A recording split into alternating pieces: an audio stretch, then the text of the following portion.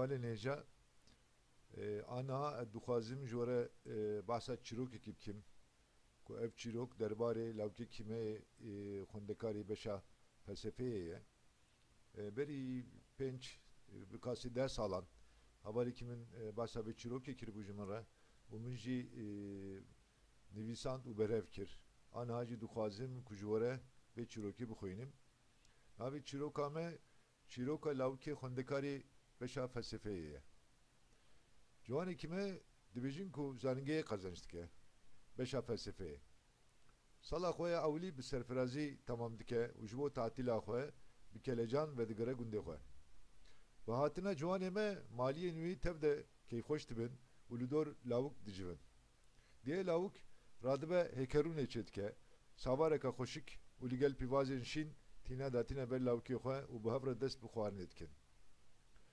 Bavê lawik hem kevçî li ser kevçî dilapîne savarê û ji aliyekî ve jî dest bi axaftinê û pirsên xwe dike. Bav ji lavê xwe dipirse û dibêje kurê min ka bibêje rewşa te çawa ye? Tu çi fêr bûyî? Çi hînî te kirin? Felsefe çi ye yani? Tu dê çi karî bikî bi felsefeyê? Lawik dibêje bavê xwe bavo dizanî karê me lêgarîn e, pirs e, guman e û xwendin e. Em li sebebê sebeban dipirsin, li maddeya resen dipirsin, li arkê dipirsin. Em lê dikolin bêka maddeya ewilîn çi ye? Bavê lawik hebekî difikire û dîsa dibêje. Yani çawa kurê min? Lawik berdewam dike. Em bibêjin ku aniha me hêkerûnê xwarin ewsa. Hêk ji ku tê? Ji mirîşkê tê.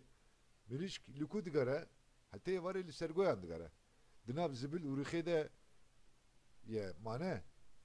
Giya dibe xwarina pas, bişkûl dibin zibil, zibil dibe êma mirîşkê û mirîşk jî hêka dike. Yani jiyan tev de dixwevegerîn e. Em jî hew didin ku vê dixwevegerînê fam bikin. Bavê lawik piştî ku kur difikire wiha dibêje. Yani tu dibêjî vê gavê me gû xwarin ewsa.